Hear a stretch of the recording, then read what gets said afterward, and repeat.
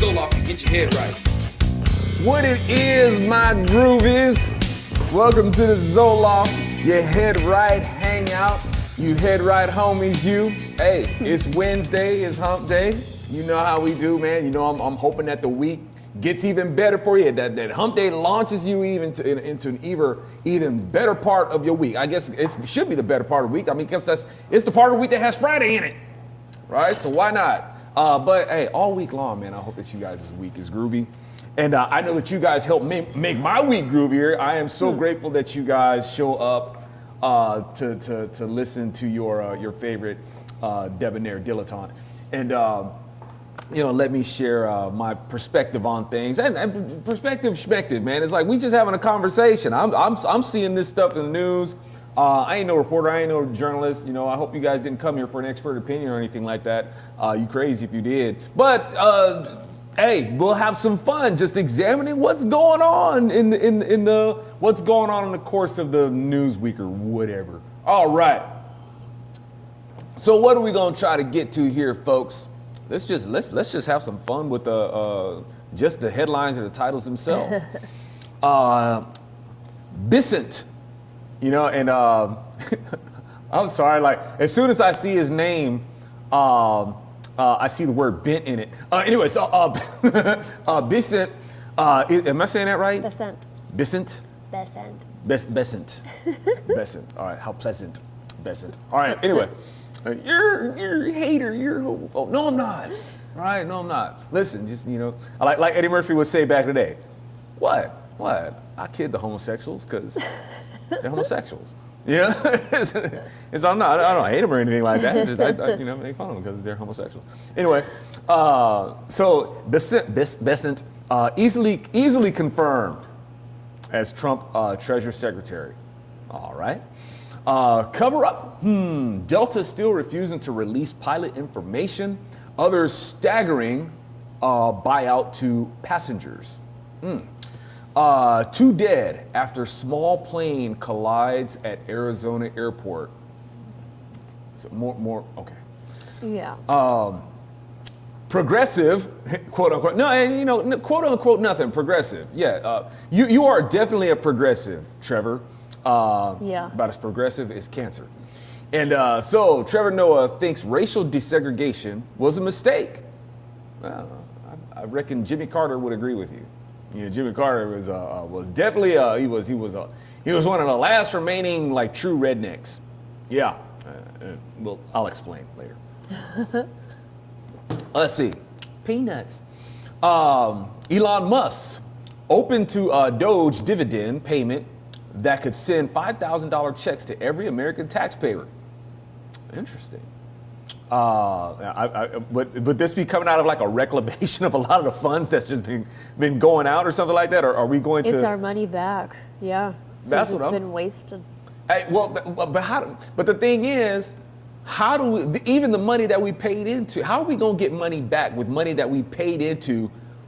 That was what, inflation money? That was fiat. It's like, I mean, I would probably feel better about it because I'm pretty sure that these Congress folks they don't give themselves raises with no fake money. They don't get, no, they don't. Anyway, you're right. You know what I'm saying? Because I mean, as the saying would go, if you guys want your operations funded and all that sort of stuff, why don't you just go ahead and print more money? You don't need to tax us. Don't tax us more. Why don't you just guys just go ahead and print more money?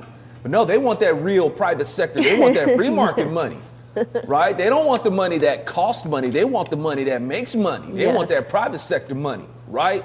So, and all that to say, what they need to do is that we need reclamation. We need reparations. The whole country needs reparations from the state. Period. You with it now, Republicans? You with it now? Right. Anyway, so at some point, Republicans will realize how much they have in common with these people that they scoff about. Yeah. They're going to realize it. It's like, man, Anyway, it used to be when Republicans understood that. That's when the true. Republican Party was founded. Yep. When they understood this. Now, the Republican Party is just like someplace, they don't relate to this stuff anymore. No. And it's a sad thing. They're closer to the Democrats who set up the Confederacy. Indeed. How long do people say, well, the party switched sides? No wonder people think that. Yep. Anyway, they kicked out. Oh, let me see. Let me back up here. Real quick, there's no live streaming on the website.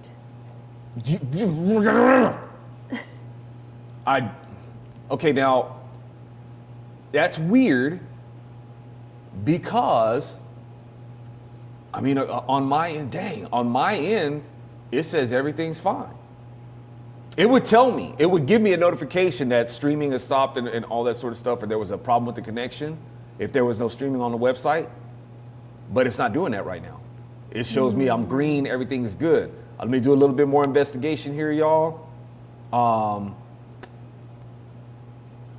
don't know why it would be saying that, folks, and I am terribly sorry. Is it the chat is going though, right? Not even the chat? No, it's the video from last Wednesday. I believe it says part 1. Fascinating. That is fascinating, Captain. Let me see. Let's see what's going on here. We do a reload on my page. And even right now, it is showing, if I press, all right. I don't know what to tell you folks, because I just pulled it up on my website and I'm looking at my fine self and it shows live, it shows what it is Wednesday, the Zoloft, February 19th, 2025. I'm looking at myself like I'm looking at, like John Travolta looking at himself getting ready for night fever. I keep refreshing and it's playing the previous. It's not live. And strangely enough, though, it doesn't look like my chat. My chat roll ain't there either. Correct. Gremlins, y'all. What Most likely shirt very are you left wearing? wing. Most likely very left wing gremlins. Yeah, right. The ones who run this Wix platform. Yeah, because this is supposed to be my This is supposed to be my sane space, man. This is supposed to be the place where I was supposed to escape from them problems. Not to have the problems on YouTube and the problems on all these other mediums and stuff like that, where I have my spot. But folks, all I can do is let me see. Try if you're not is it just yours or are other people saying that there's no video? Well, I got a message. I would suggest try using Chrome. Oh, you know what? It just came on. Sweet. While you were talking. See, I'm not crazy. I'm not just seeing things. I don't know how this is possible.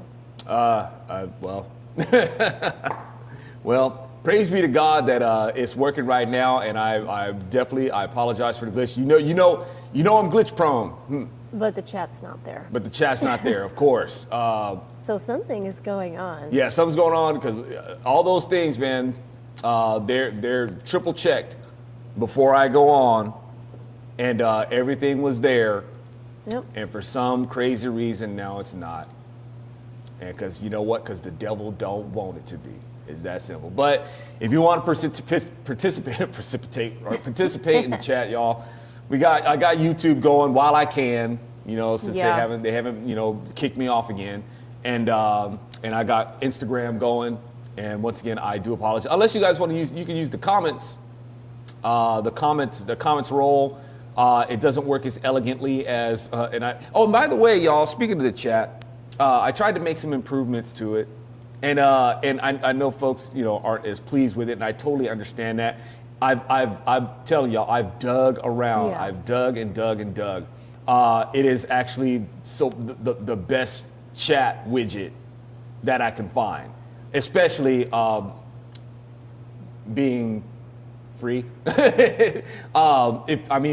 a more, I guess, user-friendly chat, it's going to cost a monthly fee, and it only starts at like 10. Some like only start at like 10, or if they do have more, it definitely costs more. And folks, not to cry poverty here or anything like that. I really don't have the support. I'm barely running now. and to have to pay for a chat, especially like when I'm already paying for the website and whatnot, and to store the videos and stuff like that, it's just not really in the budget to do it. So in terms of like the best, and forgive me, y'all, because I don't want to sound like I'm whining. You guys are owed an explanation. You guys tune in. I know that you guys want the most user-friendly experience, and I want to be able to offer that. But in terms of like a free widget to use that will facilitate a chat, yeah, that's Chat and Go is the best, right? With the balance of everything that's needed. Yeah. And for some stupid reason, I got, for some reason I'm not able to display my chat. And I'm really sorry people about on the YouTube chat, Jay and the 1700, they're saying that the video is coming in, audio's good, video's good. It is now, but there were a couple of people, and myself included, who did not have the live video. It just all of a sudden appeared. Yeah, I get it. I get it. But yeah, hey, who knows? Maybe the chat roll at some point will probably appear too. That would be great. That would be fantastic. Yeah. Can we have that back, Satan? I ain't asking him for nothing. Jesus, take the wheel, take control, right? So anyway, let's get on back to the to-dos. And okay, so we did the cover up, 2 dead in a plane crash. And okay, so Cynthia Erivo to play Jesus in Jesus Christ Superstar. I wondered. Unfortunately, I don't think this is a hoax. You remember that it seemed like it used to go out like every year. I don't know if it goes out anymore. Maybe it still does. The Corpus Christi. It's a Corpus. It's in Corpus Christi. And it's supposed to be a play with Jesus, and Jesus is a homosexual and all that sort of stuff. Yeah. And they send it out every year to get the Christians like all riled up and stuff like that. Right. It's a hoax. I guess this is going to be like a real thing though. And then they're kicking January 6ers out of CPAC. J6 prisoners take Jake Lang kicked out of CPAC, escorted out of Gaylord Hotel. The entire event caught on video. All right, I ain't watching. So, I did. You guys can, I'm looking forward to hearing your thoughts on that. Okay, so let's get on to it. Let's open up this first article here, Bessent. And come on, open up, man. Do it faster. Let's see. Okay. No, man. Okay, so that's what makes stuff take long, man. Some articles, the ads be wanting to jump up in your face. Get out of my face, ad. Okay, the Senate confirmed Scott Bessent, President Donald Trump's nominee for Treasury Secretary, despite criticism levied by Democrats for his handling of self-employment taxes tied to ownership of his hedge fund, Key Square Group. Handling self-employment. Okay. Yeah, because if it's one thing that Democrats do not like, they do not like entrepreneurship. Let's see. Right. Bessent, they punish you for that. California really bad about it. Bessent is poised to be a key player as Congress faces down more than $4 trillion in expiring tax cuts at the end of this year, which he warned during his confirmation hearing would have devastating consequences if allowed to lapse. The expiring tax cuts and whom they would benefit monopolized debate at Bessent's Finance Committee hearing, as they are likely to dominate discourse on the Hill for the remainder of this year. Okay, so let's cover a couple things. So Bessent, he's one of those that would be considered fiscally conservative and socially liberal. Ultimately, those two things cancel each other out. Okay, I've been around the so-called fiscally conservative social liberals as long as my career. Okay, it's a self-eating snake, man. It cancels itself out. So I get it, y'all. Considering what is her name, Janet Yellen. Yes. And her being a part of the strategy to undermine America. Remember, y'all, please, let's get the language straight here. This was not Janet Yellen was not a failure. Okay, the failure of Janet and the failure of the Biden administration, all of a sudden, these were not failures, y'all. These things were intentional. They were purposeful. These are enemies of the state. They are the state. Okay, actually, let me rephrase that. This state under the Biden administration were enemies of America. They were in a rebellion against America. The rebels had taken over. I know Republicans want to be the rebels. We're in rebellion. Let's rebel against tyranny. No, the rebels already took over. Yep. And Janet Yellen was part of that rebellion. It's just like the Constitution describes rebellion. All right, that's who they are. So I reckon anything would look good compared to her, even this homosexual. As if Republican voters, as if y'all hadn't had enough of being sodomized with our finances in the first place. You gonna put a sodomite in charge of it? Come on, man. Listen. When I'm watching responses by this mainstream Republican conservative group. I don't care what his sexual orientation is. What he does is his own business. Can he do the job? That's all we care about. So basically, your God is Mammon. Yep. Not Yahweh, not Jehovah. The kingdom doesn't come first. America comes first. Your American pride comes first. And remember, pride is gay. All pride at the end of the day is gay. All right. And as if you haven't had enough of our finances being sodomized, you gonna put a sodomite whose pride is in that he's the first homosexual. Well, congratulations, dude. You're the first homosexual to do what a straight person has already done. All right. So what? So you want? I mean, that's what we're gonna be looking at now. Hey, the whole world sees America as a country that seems to really like to take it in the anus. Yep. Bessent, look, like I said, I'm not speaking from a point of bigotry, homophobia, or anything like that. The bottom line is that homosexuality, number one, is against the law of God, who is the God of nature. And this sexual deviance is at odds with the laws of nature. Nature doesn't recognize your orientation. Okay, it doesn't recognize it. If you are going to be in rebellion against God's ordinance of nature, I don't trust you with our laws. Amen. You see what I'm saying? But see, a lot of so-called Republicans, they don't care about that. They do not care about the spiritual state of America, and that's where all this stuff stems from. I keep telling y'all, Republicans do it butt backwards. All right, they're butthole backwards about these things. Democrats actually do it in the right order, but they do the wrong thing. But they do the wrong thing in the right order. I keep telling you, Democrats understand and they answer to their spirits, or should I say demons. Democrats answer to their demons. This is a spiritual war first. They answer to their demons. And then they take those marching orders and they take it into the culture. Yep. And then from there is how they substantiate their political representation, who is able to go in and undermine America according to their ideals. Republicans do it backwards, right? They are America first. Their pride in America is what comes first. Okay? The politics. They are motivated politically first. It doesn't work that way. They're motivated. They think when they win politically, they've won. Yeah. No, dude. No. You've achieved the weak. You think you're victorious on the weakest aspect of it. First for them is policy. Second for them is the culture, which they think that their strong rock rib conservative representatives are going to control. They think that they're going to whip the culture into shape. And then it's spiritual. And this is why Republicans have such a hard flipping time, because they do it butthole backwards. Yeah.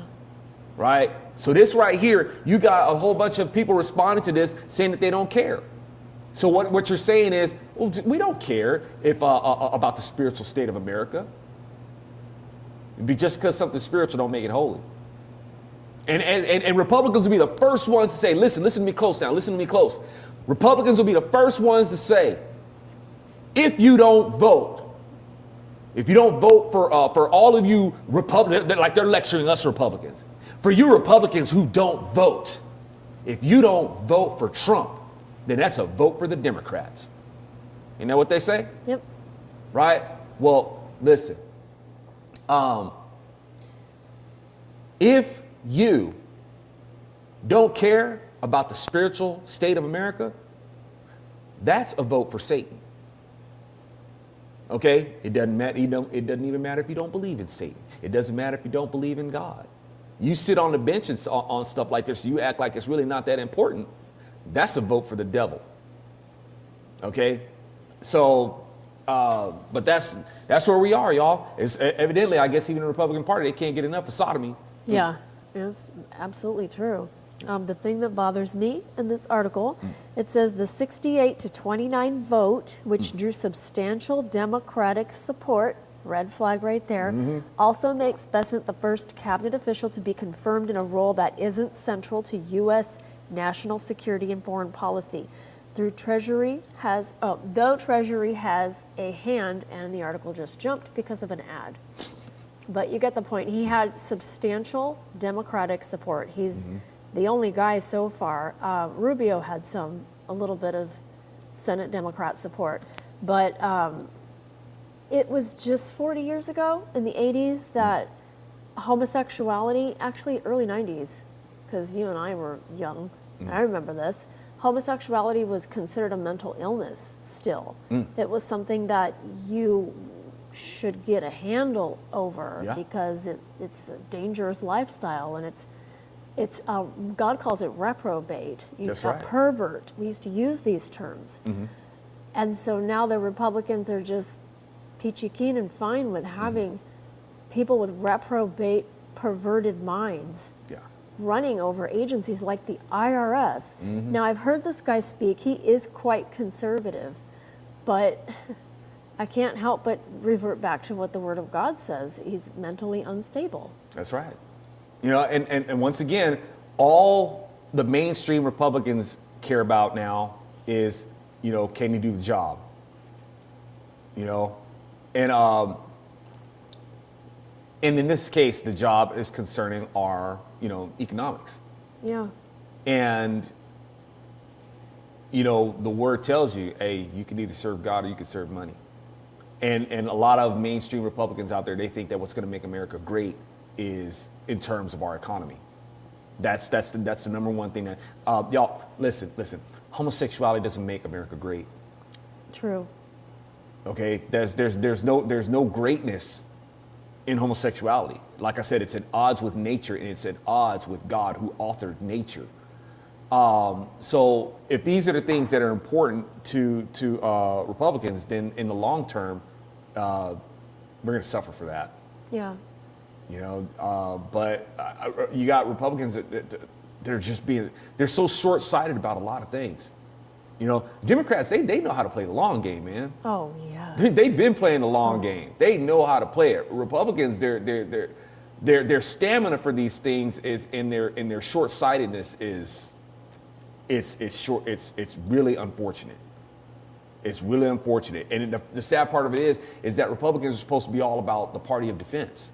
We need a strong national defense and stuff like that while you're doing the very things to allow us to get screwed from the inside. Yeah. You know, this right here, man, you're setting us up to get screwed. It's like, look, man, once again, if the person can do the job, I get that, you know, and I can appreciate it. But you mean to tell me out of the millions of people that we have in America, this is all we had to pick from? Well, no, it was between him and another guy, and I don't even remember the other guy's name, but I was praying that he would pick the other guy. You know, I mean, was this some sort of like a social pandering? It's like, look, see, I'm not against gay people. I'll put a gay person in charge of the Treasury. Perhaps. You know, not a good move, man. Not a good move. That's why I keep saying, y'all, you got to put the kingdom first. Yeah. It ain't about America first. Okay, and the economy is not what's going to make America great. What do I keep saying? What do I keep saying? America is you got these, you know, mainstream Republicans out there who just want to get the economy back on track. And it's like, for what? so people can so people can afford to do more stupid stuff? So people can afford to pay for more perversion? You think I'm kidding? Look who just got appointed to this position. Yeah. Okay? Y'all, at the end of the day, no matter what, no matter how good the economy is, you can't afford it. Okay? It falls apart. And especially when it comes to answering, because this is an endorsement of it. And that's what you want to be able to tell. That's what you want to tell the Lord? Yeah, God, we were okay with this. God's like, well, I wasn't. Yeah. You know? I want to be squared with the Lord. As Lincoln would say, hey, we want to make sure that we're on the side of God, man. Right. You know, it ain't about God, being on our side, in our ideas of being concerning the affairs of men, like Jesus called Peter out for. Yeah. And man, we better make sure we're on the side of God. And the truth that we know, who is Yeshua, sets men free. So that's what we want. That's what we want to be at. We want to tell the truth. Hey, you free. Okay. And this kind of stuff, this is an oppression itself. Yeah. Because you're oppressed by the delusion. And we're oppressed by this idea that we have to be accepting of these things. It's okay. You know, it's normal. You know, it's just part of life. Mm-hmm. Sure it is. We don't have to embolden it, and that's what we're doing. This kind of stuff is this kind of behavior promotes in the culture that, hey, if you're homosexual, look at the positions you can rise to. Mm-hmm. Okay, it's like that's your identity. At the end of the day, Scott Bessent, it still needs to be known. It's like we have to know. I guess we have to know that he's homosexual. Right. Right? I'm representing my gay community. And we don't need to know that. You don't need to be homosexual. All right? I get it. You were born gay. I got it. I know that kind of like shocks some people, that me being this, outspoken Christian would say that somebody's born gay. That's not supposed to be the narrative in Christianity. Right? In Christianity, it's like, no, they're only homosexual by choice. It's not true. People are born gay. You know why? Because we're all born sinners. That's why.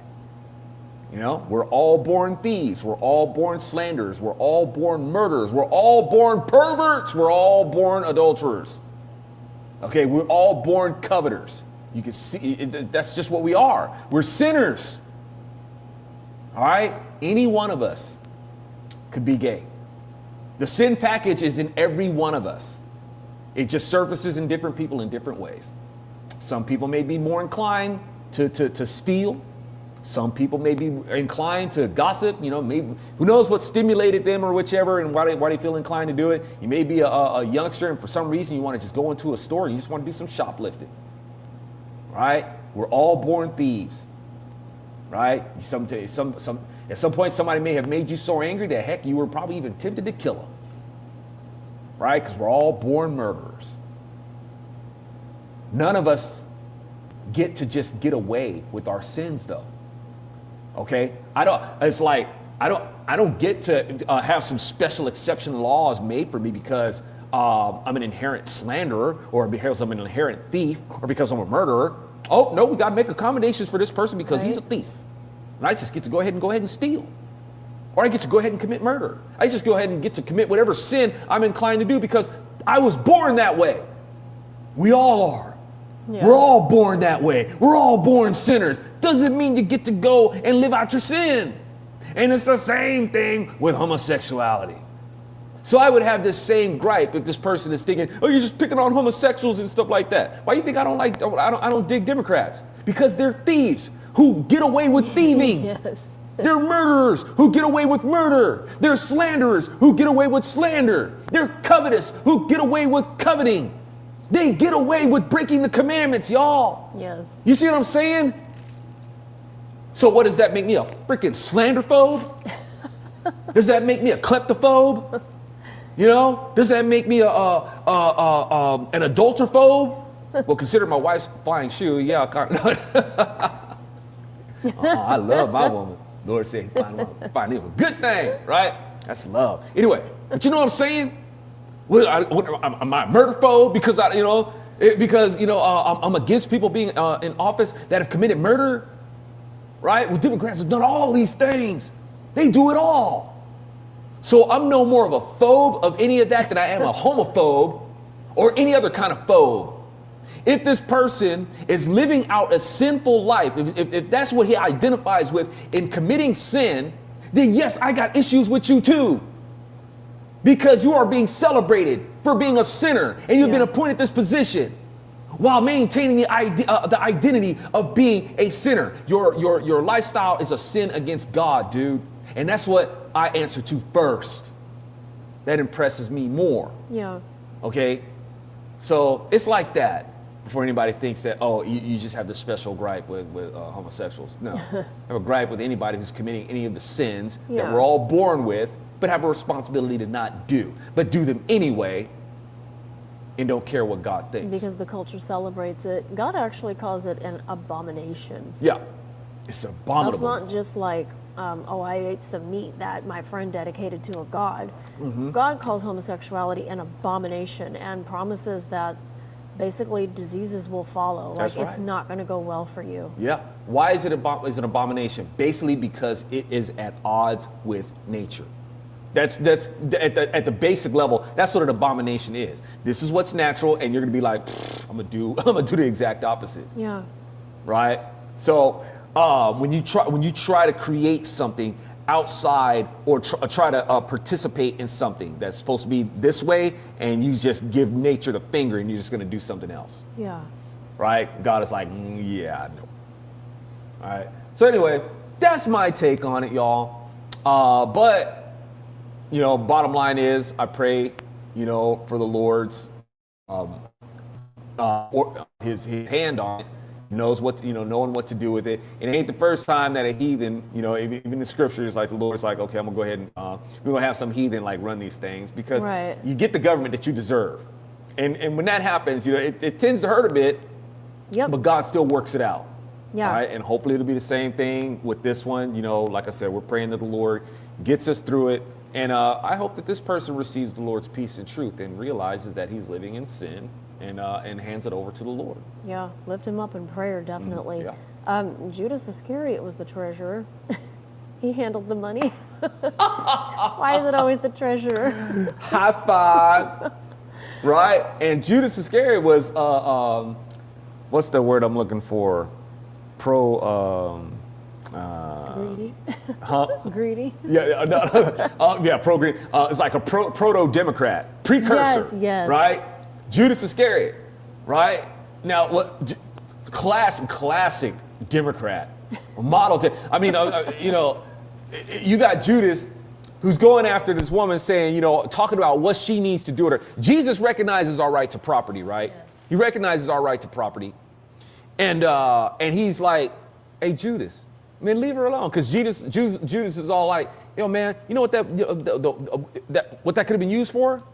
The money that could have been used for? We could have liquidated that, man, and a day's wage, man. And Jesus like, man, leave her alone. This her stuff. All right? Judas gonna sit there and act like he's more righteous than Jesus and tell somebody else what they should do with their property. Ain't that Democrats? And then not to mention, Jesus tells them, dude, you don't even care about the poor. What are you talking about? Just like Democrats, they don't care about the poor. Jesus called them out for this. You don't care about the poor. As a matter of fact, man, you stealing from the Treasury. Yeah. Judas, and when we've already known this, but when the numbers come out, it's like you were taking this money and you were sending it where? And not only that, y'all paying Social Security benefits to people who've been dead for over 120 years? Yeah. Oh, yeah. We got a whole bunch of Judases in there. Mm-hmm. Right? A whole bunch of Judases who are against Christ. So like I said, y'all, Judas is a proto-Democrat. Let's see, what else we got here? Cover up. Delta still refusing to release pilot information, offers staggering buyout to passengers.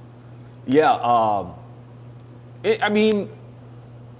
before I read this, y'all, I mean, what do you think the end game of this is? Let's say that these things are, let's say that they're planned. Is it an issue of affecting to generate apprehensions of air travel, which would definitely this could be upsetting to the economy, getting people to discourage to want to travel by plane? Is it that? Is it a retaliation for Trump? Coming down. It's like, Trump. It's like, where you at on this? Trump's got these mixed signals. Yeah. So on the one hand, it's like, okay, we're knocking it off with this LGBT stuff, over here, and then over here he'll do something like I said, hire this person to Secretary of Treasury, and so it's like, man, where you at? Because, but I mean, is it that? Is it retaliation? You guys think it's a retaliation from the firings that he did, based on, what are he basing the firings on, or even in other areas, and have they decided? And has the LGBTQ or anybody on the woke end of the political spectrum?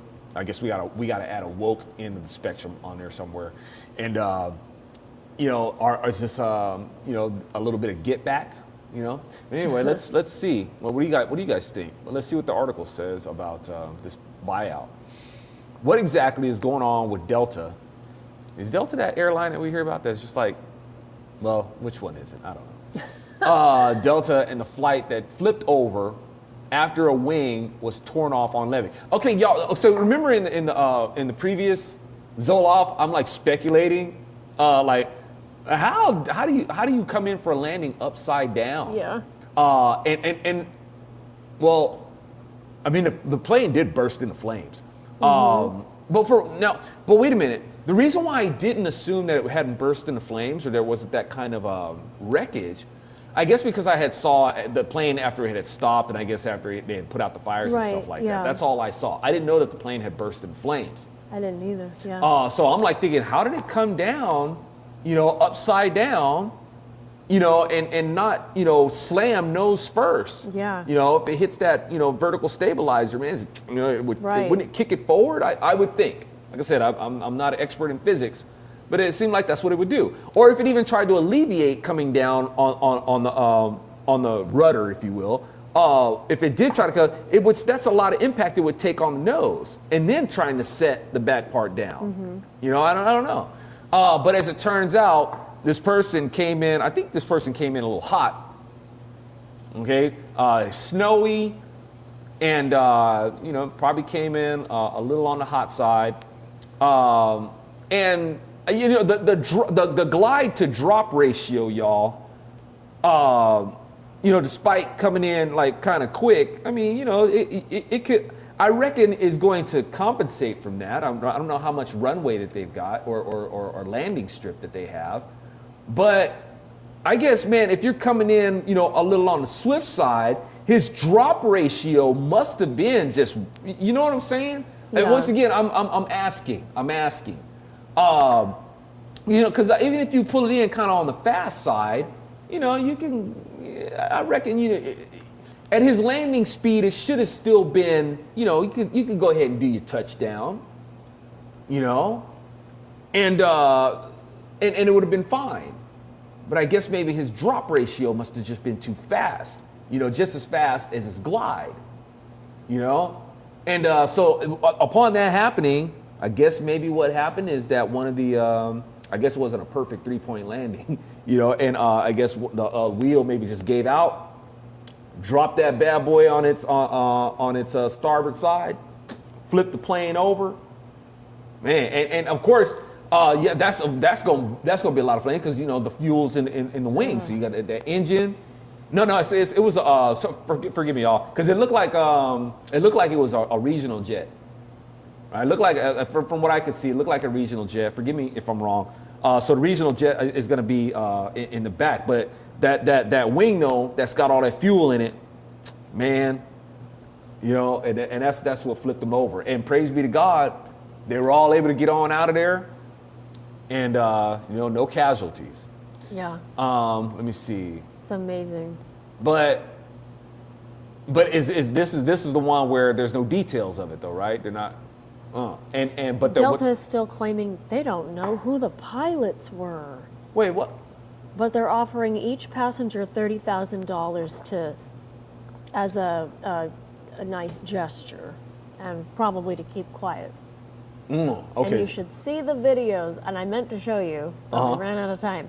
You should see the videos that Endeavor, that's who staffs Delta, the videos of the girls clapping and dancing, saying that they don't need a manned airplane, proudly saying that they have women pilots and women are running the planes. And okay. yeah. So I guess what happened was then I guess that kind of solves the mystery. The pilot, I guess, maybe had I don't know. I don't want to say a hot date because evidently she don't need a man. Right. But maybe she was in a hurry to get somewhere, and she was just, and she was farting while she was landing the plane, and she landed the plane wrong. And when I say farting, I don't mean like she was in the cockpit, knocking the pilot out with her butt fumes. She was putting on her makeup. She was farting. That's the French term. Yes. For That's how you say putting on makeup. makeup in Francois, right? According to Rush. She was farting when she was supposed to be concentrating on landing the plane, and that's what happened. Probably. Yeah, probably. hard. Allegedly. Allegedly. They were trying to apply mascara and fly the plane at the same time. And what was that meme that went out there? Delta crash because they're bragging on, they're boasting in their, we don't need a man and we don't have men working here. And the meme was like Delta crash due to unmanned. Yeah, that was awesome. Unmanned crew. And they literally used that in one of their little TikTok ads to show how women, fly the planes. Endeavor's full of these female pilots, and they literally used that. Wow. We have unmanned planes. Yeah. Well, that pun kind of worked against you. Yeah. And once again, y'all, man or woman, if you got a passion, if you have a talent, it's been given to you. Do it. But if you're doing these things because you got something to prove, and you let your pride be the motivating factor of why you do these things, stay the hell away from that job. They don't teach women that nowadays. For 40 years now. Do it because, you got something to prove. That's why you're going to be a female boss. Yeah. And I don't care if it's the persuasion of gender. I don't care if it's the persuasion of nationality. Like you got something to prove as a black man or as a Latino or as an Oriental or as a white person or anything like that. Actually doing what you're doing because you got something to prove, stay the hell away from that job. Yes. All right, it's a wrong motivation, y'all. It's the wrong thing, and your mind ain't right with it. Do it just because you want to be of service to your neighbor. That's why. Love the Lord your God with all your heart, mind, and strength. Love the neighbor as you would yourself. Be of service. That's the best thing to do. Amen. Things like that is what makes America great. If you go in there, you got something to prove, you're a pilot, and you're a woman or whatever, wrong motivation. Wrong. Let's see. So we'll see how that shakes out if they're gonna admit to it at least this week that they know who the pilots are. Yeah, and the thing is, since we're having a series of crashes. Yes. 1 or 2 a week. Shall we attribute that to more women being involved in the airline industry? Should we? No. Let me rephrase that. Let's not attribute it to there are more women. Let's attribute it to there being more feminism in the airline industry. Yes. That's the problem. Yeah. All right, more feminism. Beyond wokeism, it's because a lot of the stuff at the root of it is going to be feminist, right? So I would say that that's a big issue, concerning these things. Let's see what else we got. Let's look at the details of this plane crash in Arizona at Arizona Airport. See what's going on here. The editorial says, I'm just going to set my alarm for 5 minutes from now for when the media blames Trump for this one. This happened at 8:20 a.m. at a Marana Regional Airport, about 20 miles north of Tucson, Arizona. And this is, according to CNN, a Cessna 172S and the Twitter feed keeps trying to jump in here, Yeah, man. As far as I'm very trying to annoying. read, it keeps moving it up and down. Sorry about that, y'all.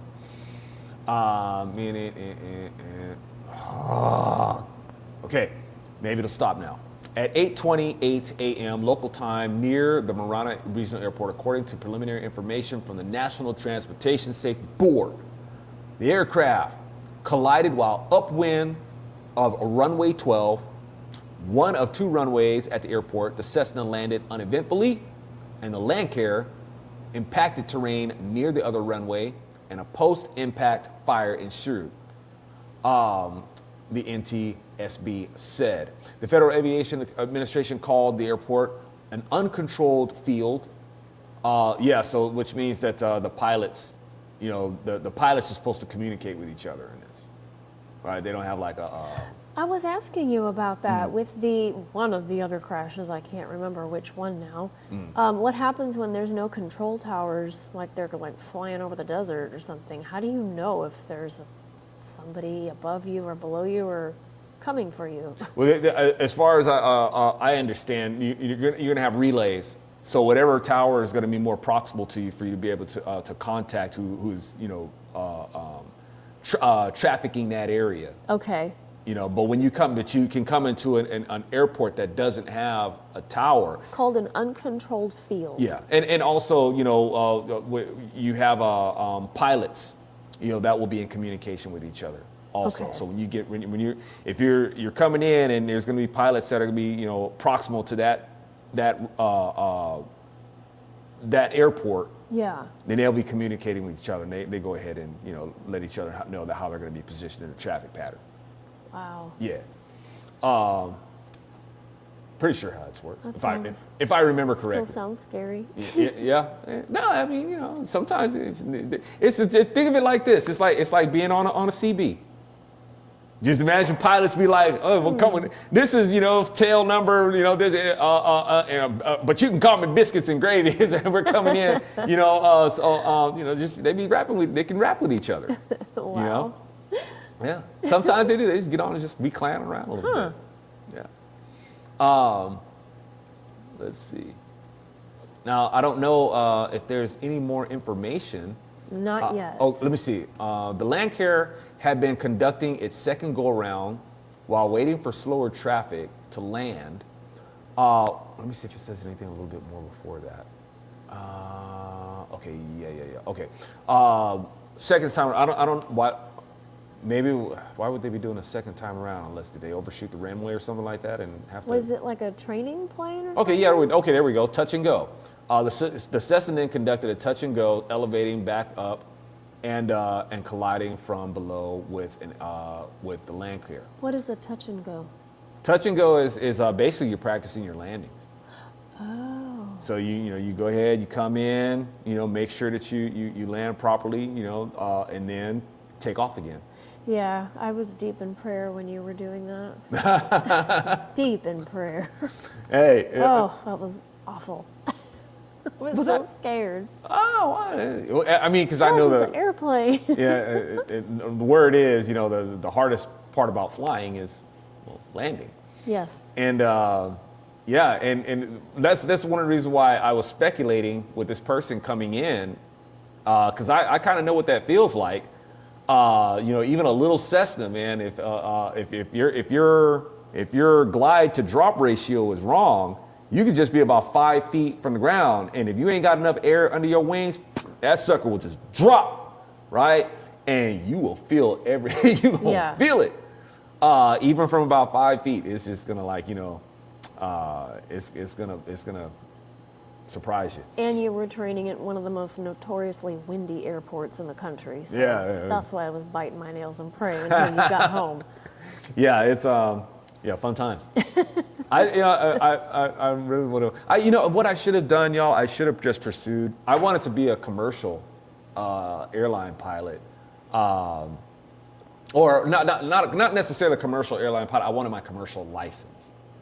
So whether it be like, I didn't want to fly like, larger passenger planes. I was more into, if I figured I was going to work for the airline industry, I figured regional jets would be what I'd want to do, or, get hired, to fly, private jets, small. That's what I really, really wanted to do, or be a pilot for, entertainment industry. Which that wouldn't have panned out anyway because that's been taken over by drones. So, but that's really what I wanted to get into. But I should have just went ahead and got my private license. Commercial license is very expensive, and it's not like you can't really get a student loan for it. No, it's getting a loan for it's not. At least back then you couldn't. Yeah, I wonder now. But I'm aged out. I'm Which too is old. stupid because you're healthier than most people who are 30. Thank you, Teresa. Well, it's true. It's very true. Virile and Vigorous and potent, yes. ooh.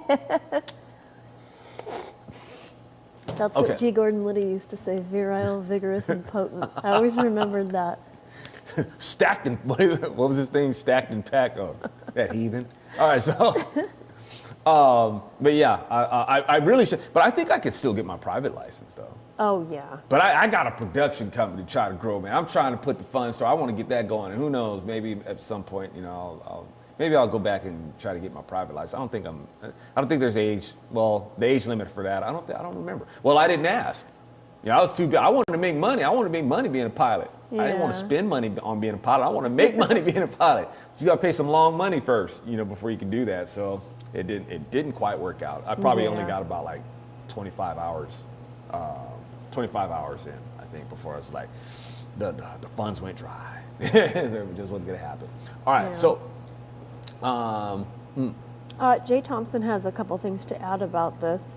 He says there is a new video that shows the crash of the Delta plane, which I think we saw with the video he's talking about. He says it came in normally, but the right side landing gear buckled and the plane flipped over.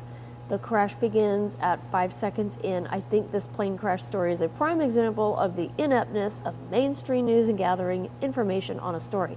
Absolutely, Jay. They've always been horrific at that. Indeed, and I'd like to make it. I'd like to reiterate that I'm asking. Like I said, if y'all come here for the news or anything like that, you crazy. I'm asking. A lot of this stuff is me asking y'all.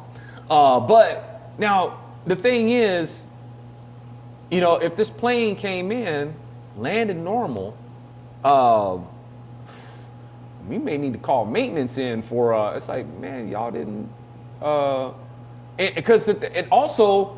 Did the pilot do his due diligence and make sure that he gave a good walk around? Or her. Yes, or her. I'm just assuming they were female pilots. Hey, you got to do your walk around, man. You got to do your check. You got to go in there. You got to look at. Before you take your plane out, you got to do a walk around. Right, you got to inspect it. You got to inspect the basic things. You got to look at. You got to kick the tires and all that sort of stuff. You got to get in. You got to make sure that your ailerons are working right. You got to test your all that sort of stuff. Wow. All that stuff's got to be checked. So it's like you guys didn't do an inspection to see that. I mean I understand some things may be like difficult to see and whatnot, but was maintenance scheduled? Did this have proper scheduling with maintenance? The things that keep the integrity of the wheels when it's able to absorb. Did you look at the mechanics of those things? Where's aircraft Sparky when we where you at, aircraft? we gotta see. We need his expertise on this. Right, aircraft mechanic Sparky, where you at, man? Are you not feeling a disturbance in the force or tremor in the force? Help us out with some of this information. Sketchy says, Zoe putting on lipstick to get hired as a pilot. Bro, lipstick ain't gonna help. It ain't gonna help. Like I said, man, if I did that, I would look like Joy Reid. But to your Please point, do not insult yourself like that. but you know what? It still probably might get me hired. If I was to keep the beard and go in there with lipstick on, they'd be like, "You're hired." Yep. Yeah, I probably could. Dang, that's sad, man. That's really sad. Ugh. All right. So I'm sorry. I guess it looked like it was trying to give a little bit of details here. Was it? About what happened? It basically just reiterated what you already read. Because it sounded like during the touch and go, what did the Cessna like come down on top of the plane or something? Like Ozzy Osbourne when he's trying to play chicken with a train. Oh. I think that's no. I don't know if it was like Ozzy Osbourne's like pilot or something like that. I don't even know if he was there. Was he there? I don't know. I don't remember. But that's that something involved Ozzy Osbourne's helicopter. It was either helicopter or Cessna or some sort of. I think it was a helicopter, and a truck. Either a tour bus. Either a tour bus or a train, or I don't know, something like that. Planes, trains, and automobiles, right? That's how Randy Rhoads died. Basically, planes, trains, and automobiles. Yeah. Yeah, it's like, I don't know, trying to set the helicopter on top of it or something like that. And Right. I think Randy Rhoads got crushed that way. Wow. Yeah. Help me out, y'all. Is that how it's something like that? Bat biter. Let's see. Hey, he thought it was fake. Yeah, I thought it was chicken. Either he thought it was like a fake bat or something like that, or he thought it was chicken. I think he thought it was chicken. I always thought he said he thought it was fake. He probably did. I'm remembering it. He thought it was a piece of chicken. That's like somebody threw a funnier. drumstick. I like that version better. I know, right? Somebody threw a burnt piece of chicken up on stage. He's like, "Ooh, chicken!" All right, but it was probably because he thought it was fake. Surprise, surprise. Let's see. Progressive. No, like I said, it puts it in quotes, progressive. No, Trevor Noah is definitely a progressive. And like I said, about as progressive as cancer. Let's open it up and see what he says. This week, let me see. Noah says, I would love to know if you think integration was the right solution. Let's see. Benjamin, no, I don't. When you're being integrated into institutions, into a culture that's a supremacist culture, why are we being integrated into that? Okay, let's see. If there's anything else that they might be saying here. Okay. Already I'm irritated because the commentary is going to come in and say, first, the radical left. There's nothing radical about the left wing. Dang it. Yeah. Don't get me started. All right? I can't stand it when who's this? Colin Rugg? He's another one. Colin, no, it's not, no, that's not, sorry, not Colin Rugg. Maybe he said it. I don't know if he did or didn't. But Mick Olson, but at Not the Bee, they picked like funny names or like Harambe. Like they don't have like real names. But I'm trying to tell Republicans, you guys are screwing yourselves by calling Democrats radicals. It's not what they are, not even close. But so let's go ahead and back up to the question. I would love to know if you think integration was the right solution. Benjamin, no, I don't. When you're being integrated into institutions, into a culture that's a supremacist culture, why are we being integrated into that? He's got a point. He has a point.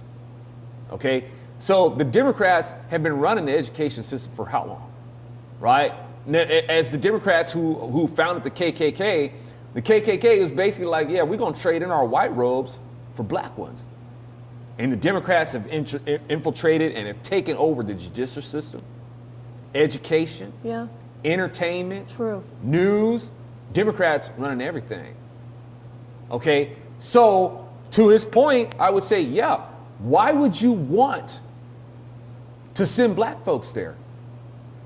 Because Democrats, one, they didn't want black folks to be educated. But then Democrats were like, yeah, we do. And we want to condition the way that they think. So the education system was no longer the education system. It became the indoctrination system. And this is where black folks demanded to be. Right? We want to be able to go to schools too and all that sort of stuff. Right? And Democrats was demanding it also. We want to get these black folks in our schools. Now, it used to be where Republicans were the ones that demanded. Said, look, man, it wasn't so much about integrating black folks into school. It was just a point of, dude, you can't deny them an education. Right. That's where Republicans were coming from. Yeah. Okay, you can't deny them an education. It's pointless to have to, if they're here and you're gonna have to make a school way out here. There's a school right here.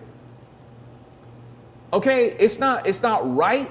It's not practical in any way to make these. One, I know that you don't want them to be educated, but it's bad enough that you want them to be educated like way over here, away from you. Yeah. Okay, and I mean, we're not doing that. We're not doing that. You can't just deny these people on education because of your bigotry. So Eisenhower's is like, yeah, we putting a stop to that, right? So that's one thing, but the whole integration, the Democrats went really jumped on this, not because of some sort of social justice thing, which they've taken and perverted anyway. It was about indoctrination. The Democrats, just like LGB said, with his greater society, y'all, with his great society, I'll have those N-words voting Democrat for the next 200 years and making sure that you got these black kids integrated in the school system. For us to indoctrinate them is going to help ensure that. So yeah, y'all, to his point, I get it. But at the same time, it's just Democrats keep on showing you who they are, right? The so-called progressives, the left-wingers and whatnot. Segregation is just their thing. And Republicans, they do themselves a disservice because they don't seem to understand it. Even Republicans are wanting to segregate themselves. What do Republicans keep on saying? We need our own this. We need our own social media platforms. We need our own news works. If we're going to have a fair shake and all that sort of stuff, we need to have our own this and we need to have our own that. Well, okay, you guys are saying the same thing that black folks have been saying. And when you make fun of black people, man, they were segregated and now they're trying to segregate themselves again. Freaking morons. Well, you're trying to do the same thing. Why? Because of Democrats, ain't it? You can't get a fair shake because of Democrats. Look what they do.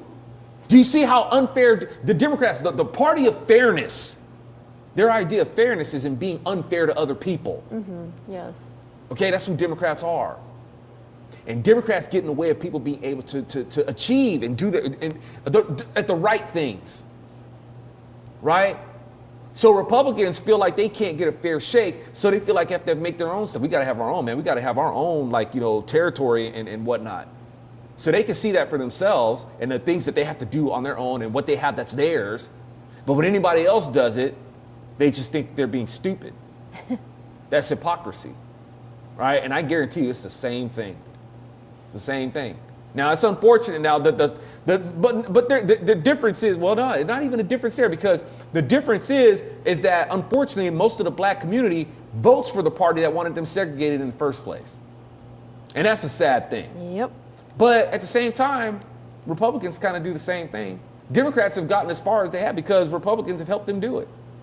Republicans have helped Democrats do the same thing as much as black folks have.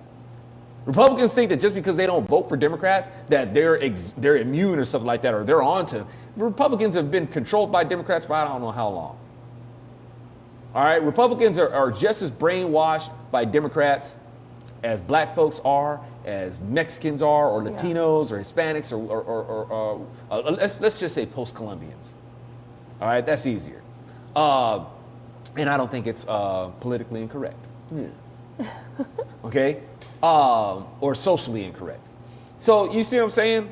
Democrats have gotten away with doing a whole lot of damage because Republicans helped them do it, thinking that they're I don't know, getting over on them somehow. No.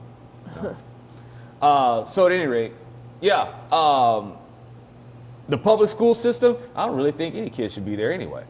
No. Absolutely not. Yeah, so it's like it's no sweat off my back to say that, hey, segregation in the schools, yay or nay, I don't care. It's like this education system is filled with godless faculty, and literally insane people. Yeah, it's like, I don't think you should be sending your kids there, black, white, or whatever. Yep.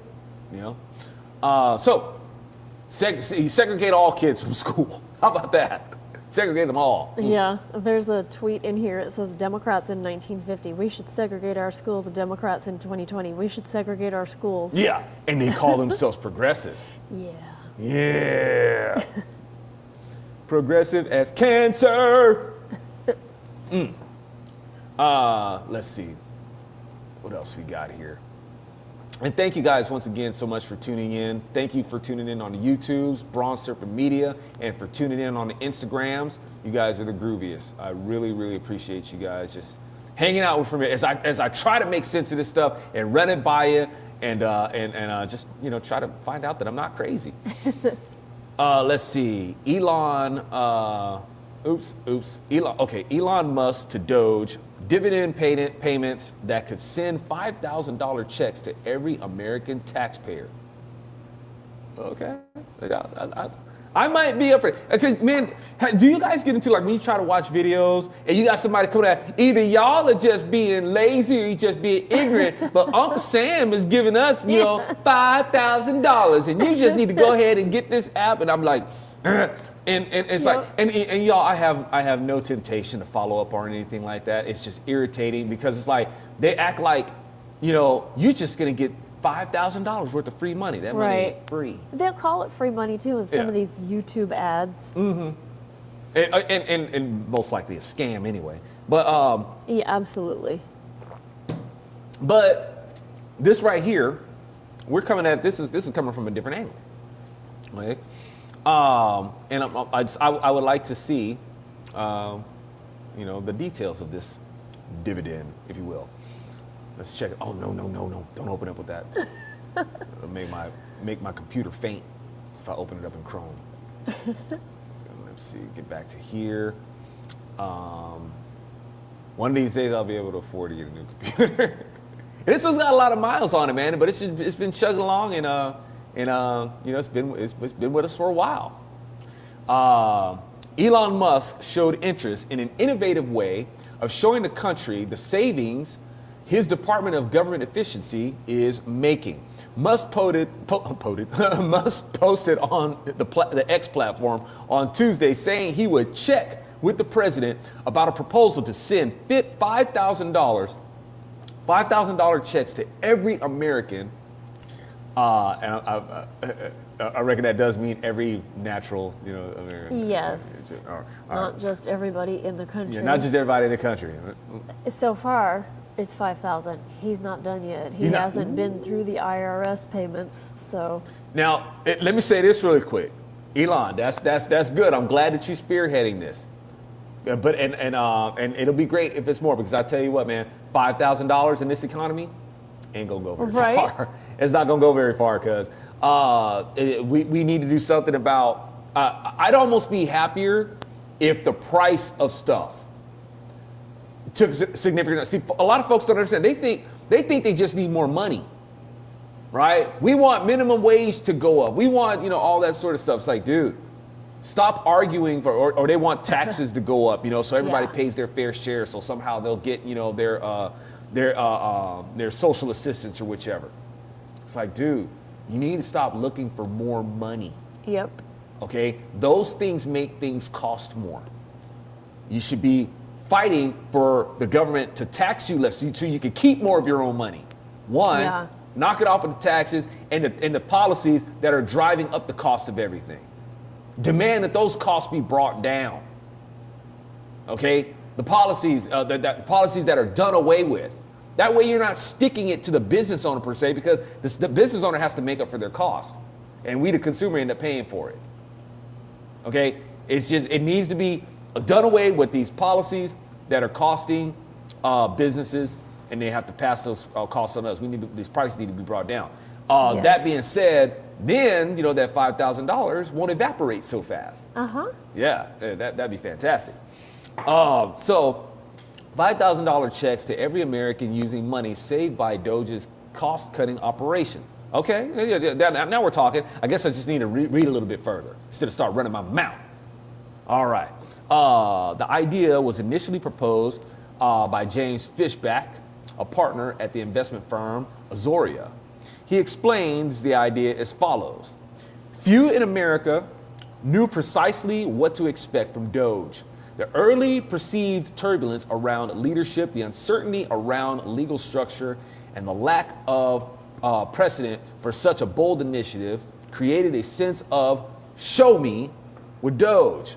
Just a month into President Trump's second term, DOGE is delivering, full stop. With DOGE reportedly achieving $1 billion in savings per day, President Trump has an opportunity to work with Congress to take DOGE one step further and deliver what we at Azoria call the DOGE Dividend. A tax refund check to be sent after the expiration of DOGE in July 2026, funded exclusively with a portion of the total savings delivered by DOGE. However, the idea comes with some caveats, including that all recipients must be paying federal income tax in order to qualify. Let's see. Finally, President Trump's DOGE dividend will work to increase labor force participation by requiring individuals to be net payers of federal income tax to be eligible to I don't know, man, that sounds like a trap. It's a trap.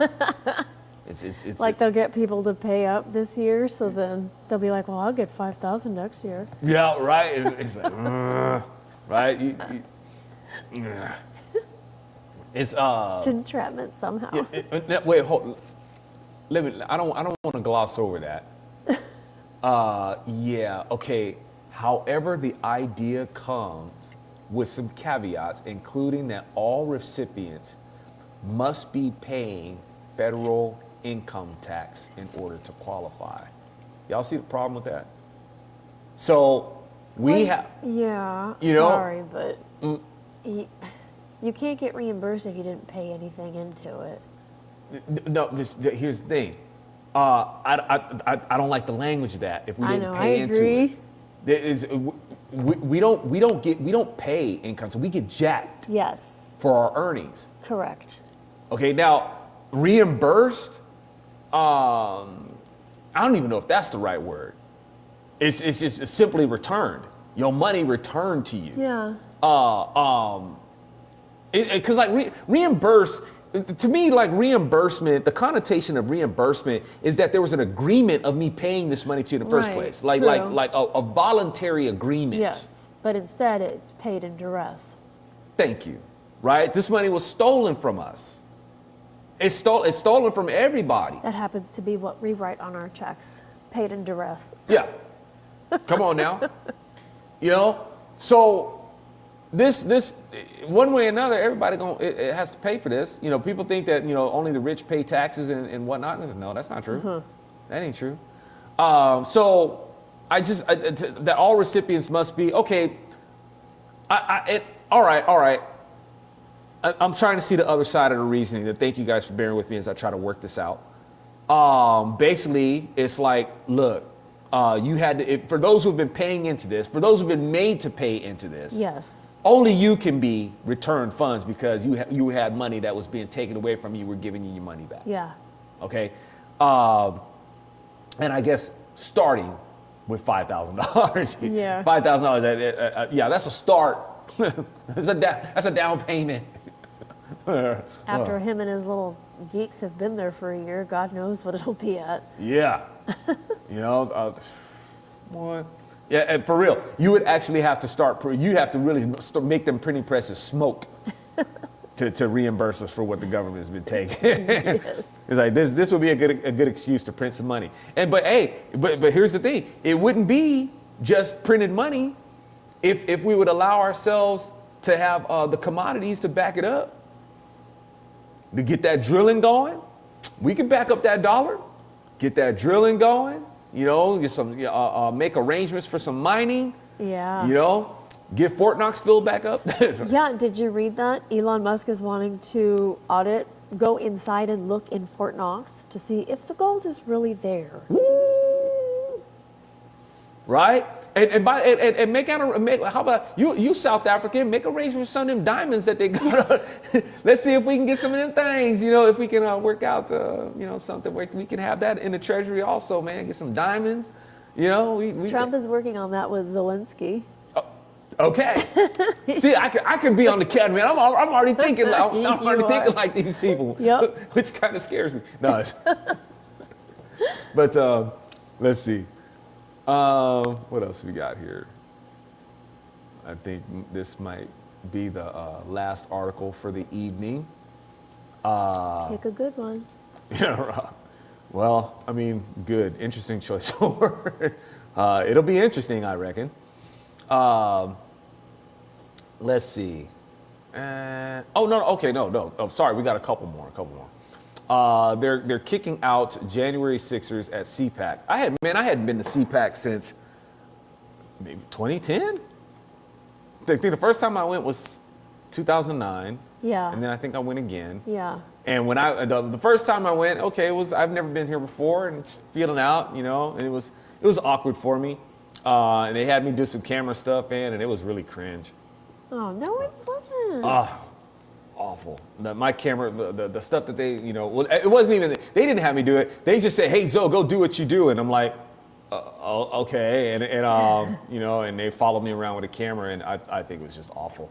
I'm surprised I lasted at PJTV that long. But praise be to God. It was really good. You're really good at it. That's why you lasted that long. Thank you. Let's see. Outspoken January 6th prisoner Jake Lang was kicked out of CPAC on Wednesday. Oh, the reason why I stopped going to CPAC was, it was just, I saw back then where it was going. Okay? I knew there was going to be about this big tent Republicanism, and I was saying it back in 2009. I said, you're not going to end up with a tent of conservatism. You're going to end up with a tent of obscurity. Yep. Okay, you guys, you're no longer being the party of standards and values. All right, and they were starting to throw their arms around the LGBT. Absolutely. Back then, they were doing it, right? They were doing it at CPAC, and I was like, I didn't sign up for this. This isn't conservatism. Remember, y'all, just because you think differently than a liberal does not make you a conservative. All right, so it's like Hitler. Just because he thought different than communism, he didn't like communism. That doesn't make him a capitalist. Right. Yeah. So you see these things, that the conservatives, they're given over to, and it's like, that's not really conservatism. So Jake, let me see, was kicked out of CPAC on Wednesday during a live stream video. Jake was then escorted out of the Gaylord Hotel as he kept on broadcasting. Hot tip to Jamie Allman.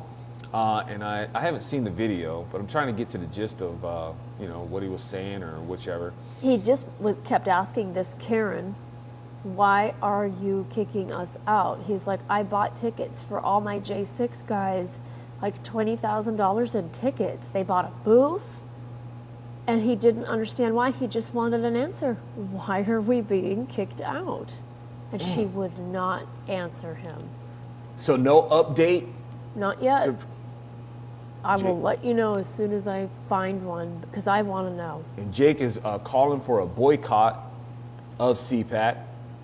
Yeah, you were calling for a boycott years ago. Yeah, I was. CPAC ain't. It ain't what it ain't all it's cracked up to be, y'all. No. It's just a lot of hype surrounding it, but in terms of actually, y'all, I've been there, like I said, twice, and I saw all I needed to see. And you go to CPAC, you don't really learn. You don't learn anything. It's just a festival of people stroking themselves. Absolutely. Pride and thinking that just a whole bunch of pride in them, thinking that they're conservatives and they think that they're around a bunch of other, and a lot of who are there for the conservative aspect of it, they don't even want to call themselves conservatives. You know, they think the term conservative is archaic. They've been thinking that for, you know, as long as I've been going there. They want it to be replaced with something else, or, you know, they want to be the classical liberals, or the small L, or even the large or big L libertarians. That's what CPAC is more so overtaken by. So, you know, like I said, CPAC's not all it's cracked up to be, but I'm curious as to, you know, what is it about this that she was kicking them out for? I'd like to know. I hope CPAC comes out and says what their issue is. Yeah. Unless, have you guys heard any details? Yeah, chat. Have you guys heard why were the J6ers booted from CPAC? Because and this is my first of you know, hearing of Jake Lang. I'm not sure who he is. I don't know who he's ever represented. He's one of them. They abused pretty badly. In the gulag. So I don't know. I don't know if there was any sort of publications that he had, or what his occupation was, or any sort of positions that he had made known prior to that. You know, that would come back to haunt him at CPAC, where it was like, yeah, dude, you're bad news. You got something on you that we don't want here. I don't know. Yeah. Right. Trying to give benefit of doubt to both sides, and it was like, right. You had to know what the consequences of this would be if you're gonna, you know, come to a January 6er and then kick them out. Yeah. You know, and not give any sort of reason. All of them. Wow. Yeah. Explain. Yeah, please explain, CPAC, please. Okay, now, this was the last one. Sorry, y'all. It's juicy. Cynthia Erivo to play Jesus in Jesus Christ Superstar. I haven't seen that movie in a long time, and I think a bit of trivia. I think in the movie, and I can't remember what his name is, the guy who played Judas in the movie. I think I don't know if it was either him or maybe it was a play, but I think it was the movie.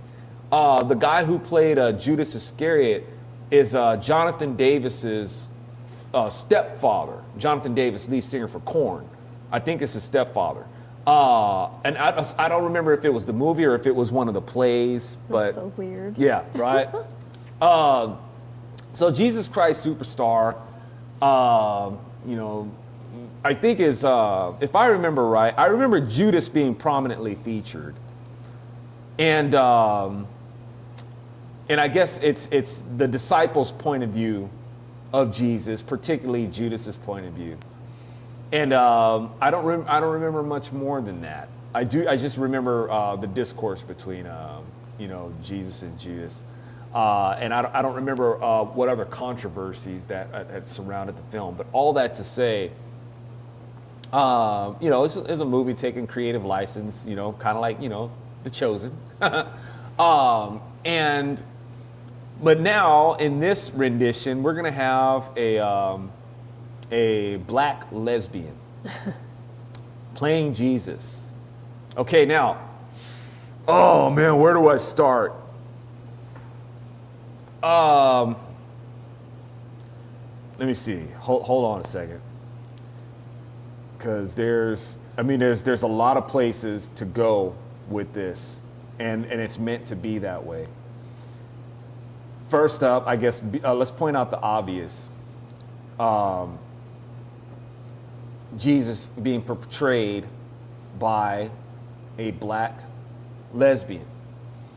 First, Jesus wasn't black. Now, this is a play. So, I mean, yeah, you can, if you want to take creative liberties and stuff like that, and it's going to be something loosely based on the Gospels, I get all that. But you can obviously see that it's a very irreverent take. So that being said, let's go ahead and discuss I don't expect these people to honor God. I don't expect them to. I don't expect them to be respectful to Jesus. We know that. All right, but if we're going to be outraged about it, well, let's be clear about what it is that we're outraged about. And hopefully these people, you know, might be edified by it. They're giving over to their imaginations anyway. And you see what I'm saying? When I keep saying these people are giving over to their imaginations, this whole Jesus Christ Superstar narrative is going to be an imagination. Reason is something that doesn't matter to them. That's not the language that they speak, right? But I say these things because this is what's available to me. I try to reason these things out because that is a platform that's available to me. I would love to be able to put these things in creative media. That's the goal, man. That's what I've been trying to do. But you know, the Galas, they don't, and Conservative Inc. themselves, they don't want me to be able to get that going, right? So I just stay kind of trapped here, you know. But if this is what I got, hey, you know, it's a labor of love. So let's go ahead and see if we can try to reason it out. What is the problem? Why would we be outraged by this? What makes this offensive? Well, one, Jesus wasn't black. Jesus wasn't white. Jesus was a Middle Eastern Jew or Asiatic Jew. All right? His complexion is spelled out to us in the scriptures. You get a profile, you get archetypes of Yeshua. Okay?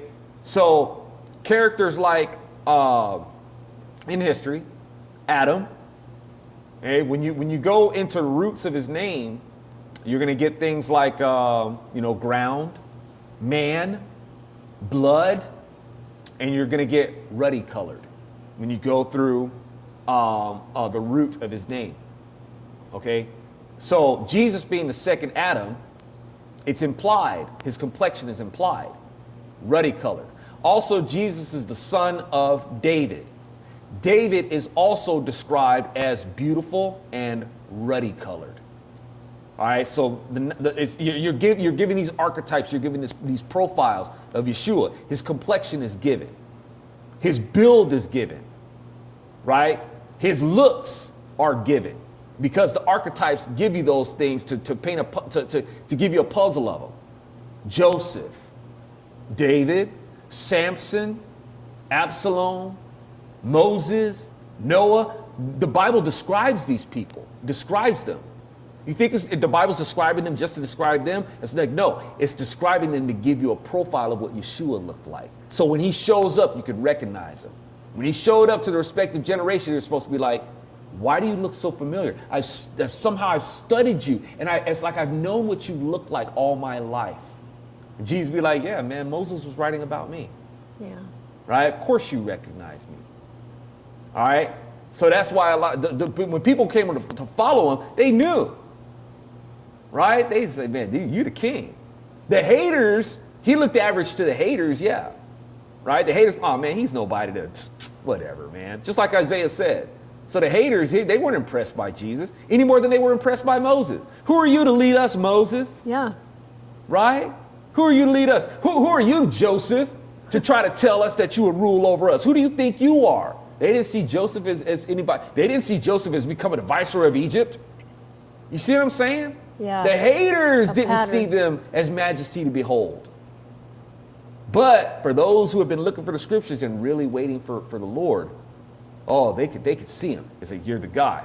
Like John the Baptist. Behold, the Lamb of God who takes away the sins of the world. Right? But John knew who he was since the womb. But you know what I'm saying? It's like they came to follow him because, man, you fit the profile, man. I recognize you. I know you. Right? So the profile of Jesus is given. And he don't look nothing like a black lesbian. Bald-headed black lesbian. All right? And I don't care if she's bald-headed white lesbian, bald-headed Oriental lesbian, bald-headed Mexican lesbian. I don't care. He doesn't fit that profile. All right? Yeshua, ruddy-colored Middle Eastern Jew. All right? Now, the other aspect of this is because the liberals do this, y'all. The reason why liberals do this is once again, it's about resentment. Okay? It's about getting particularly white right-wing voters to resent black people. That's what it's for. Oh man, here we go with another DEI, woke, all this bull crap, blacks being shoved in our face. You know, we got to see black this and black that. Why do you think Democrats do this? Because they want white Republican voters to be sick of black people. That's what they want. They want to make sure that they drive a huge chasm between blacks and Republicans. Democrats want that stronghold on blacks because Democrats use blacks to control the direction of the country. All right? They've always used blacks. And they condition blacks. It's not like blacks have it in their DNA. I want to be controlled by Democrats. No. Democrats make sure that they're invested in making sure that they get to black folks first. Yeah. Okay? So, and right now they're using black folks to make sure that blacks and Republicans never unite again. All right? The Republican Party was founded because of black people. It was the abolitionists said, yeah, we got to do something about this Democrat white privilege. We got to do something about it, because white privilege is a real thing, and Republicans were founded to stop it. All right, and Democrats, after the war, they came up with a new strategy and found another way to reclaim black folks. Yeah. All right, but now to make sure that they secure their victory, they got to make sure the Republicans hate black people. And this is part of why they do stuff like this, to drive the resentment. Okay? Now, Jesus being portrayed by a woman. This is another very important thing to understand.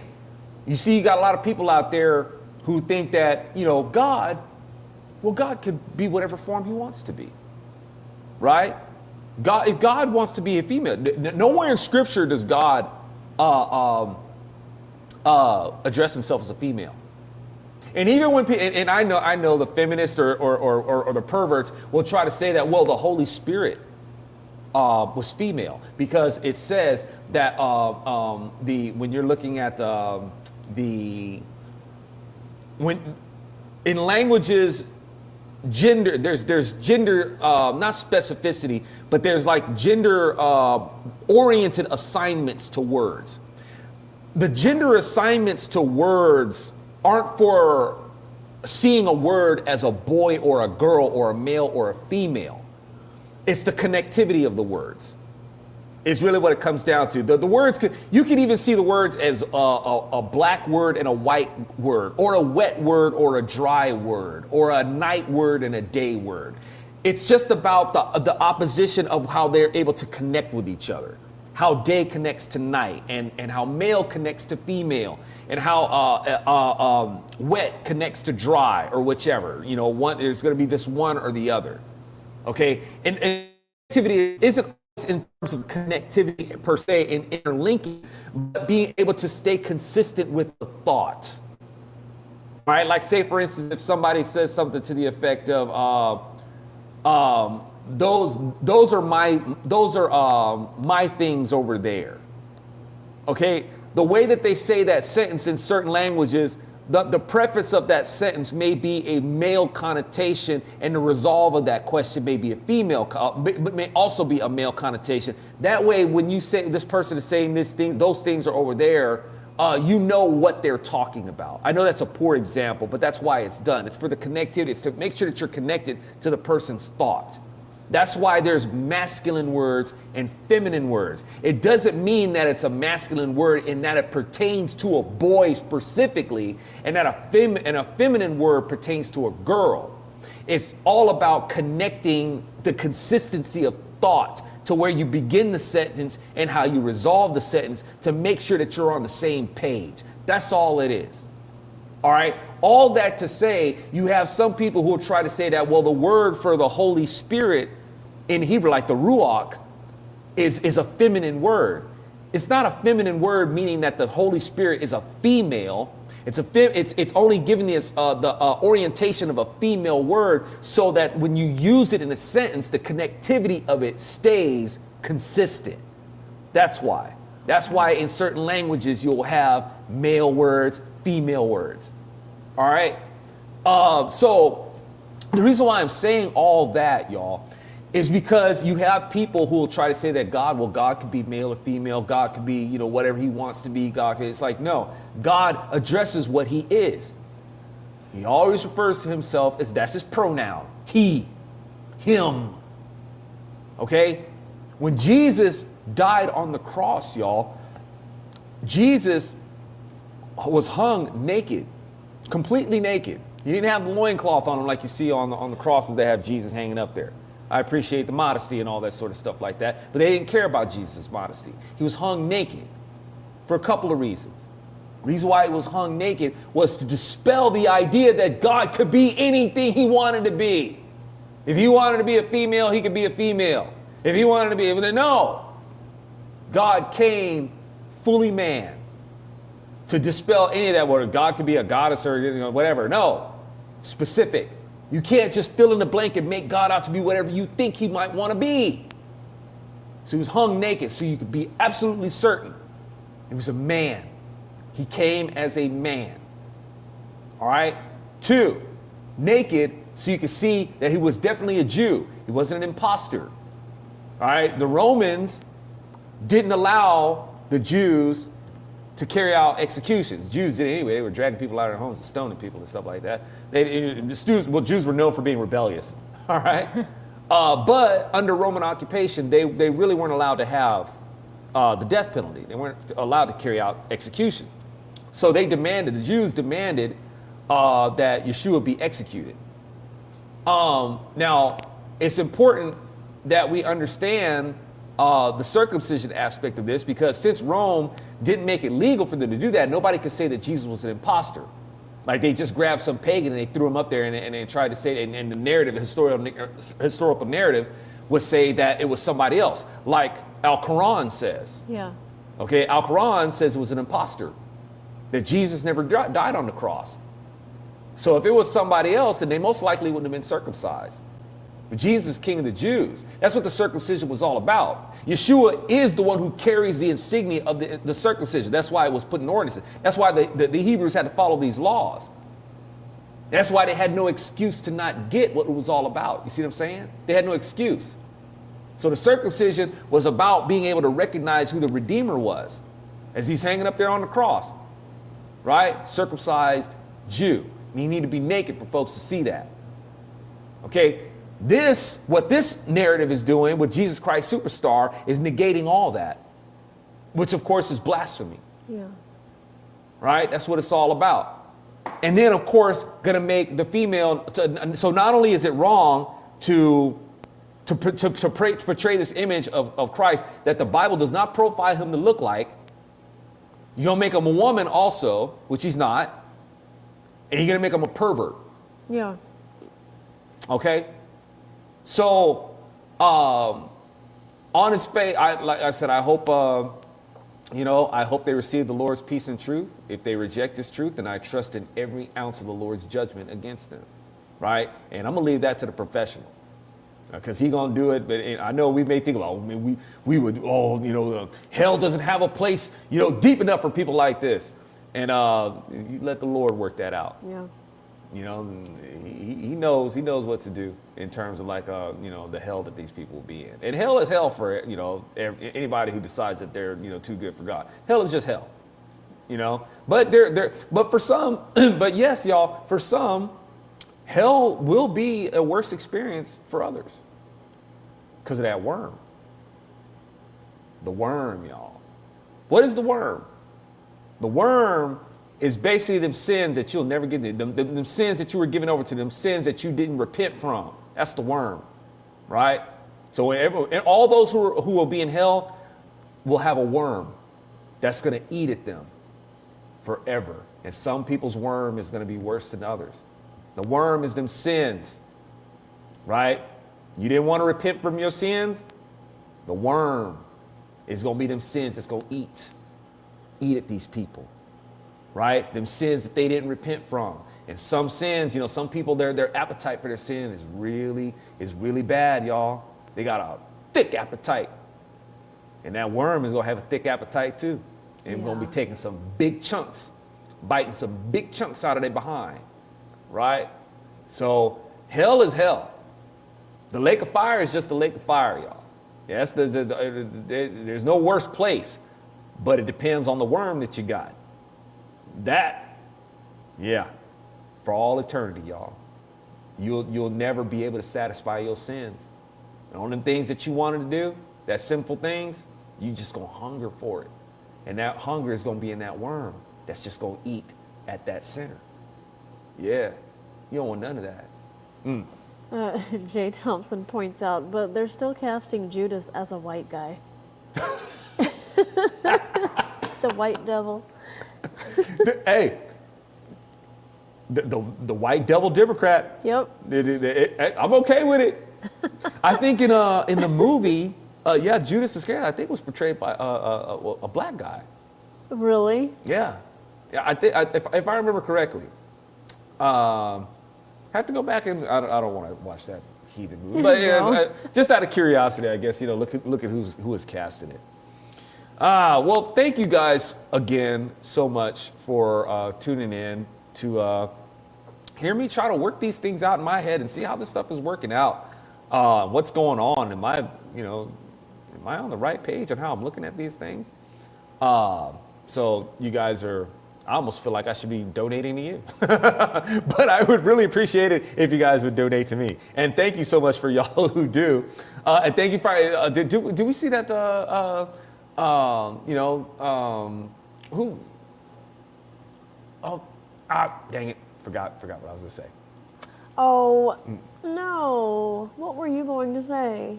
Oh, well, I forgot how I was gonna put it. Thank you guys, but at any rate, thank you guys for not only for supporting, but supporting by getting some gear, like mugs and shirts. Yeah. Yeah, get them things. Thank you guys so much for those of you who are doing that. Represent out in the culture, right? Yes, thank you. Yes, you really appreciate it. And if you're among those, put yourself in the chat. I don't want to shout out any names because without permission to do that, because sometimes people getting some stuff, and I don't want to give it. But heck, man, if you guys are wearing it out in public, you guys are giving yourselves away. But I don't like to take liberties and stuff like that. But folks are picking them up, and I really, really, really appreciate it. So thank you for that support there. That's right. Drop that buck in the bucket. Keep your brozo on the go. We want to bring more elaborate productions to you guys, y'all. I enjoy the fellowship that we have, but we got to go beyond just. You guys are already reasonable people. We're trying to get to these unreasonable people who don't speak the language of reason, but are given over to their imaginations. We got to connect with them also, so we can maybe mitigate some of this lunacy. We ain't gonna do away with it completely. We ain't gonna do that. But maybe we can knock it back some. That would help. Yeah. And if we can get in that imaginative and creative media to do those things, it'll be really helpful. Bruce put in the chat, the last temptation of Christ portrayed Jesus as a sexual pervert. I remember that. Right? Never saw it, never wanted to. Yeah. I wasn't even a Christian back then, but I knew that it was disgusting. Who was that? Do that. Who played, I think, Jesus? That was William Dafoe, right? Oh, I don't even remember. Yeah, William Dafoe. Evidently, he hasn't recovered. He's still a pervert. He was in that movie, Poor Things. Oh, I think so. That's another movie for perverts. Yep. So I guess he's not repented. He's still a pervert. Yeah. Well, sad. And that's speaking of like we said. We need our own entertainment industry, right? See, Republicans have more. It's like that's got so much in common with the people that a lot of Republicans scoff at. But we got to make our own stuff, y'all, and hopefully use that stuff to infiltrate the culture with. Yeah. We're not trying to be exclusive or anything like that. We want to be inclusive, but inclusive in the right way. Absolutely. Do it based on the word of God. Dang it. All right, y'all. Thank you guys so much for tuning in. Sorry, last minute question. Bruce says, does your wife make the shirts? I wish I was that talented, Bruce, but I am not. I have a friend who makes the shirts. We call it his company is called Crispy Creative. We call him sometimes we call him CP. And if you look him up, Crispy Creative, you'll see his resume. He was a guy who came and we were playing a gig, and he just shows up and he's got some artwork for me and I was like, dude, you get me. He's like, when I was with 20 Pound Sledge, he just, this guy's worked with, dig this. He's worked with ESPN. He's worked with Disney. The dude's got a strong resume and decided, right, before y'all, and I don't blame you because you'd be like, ugh, he worked for them perverts? Exactly. he did, and he was like, you know what? I'm out. I'm out. Right?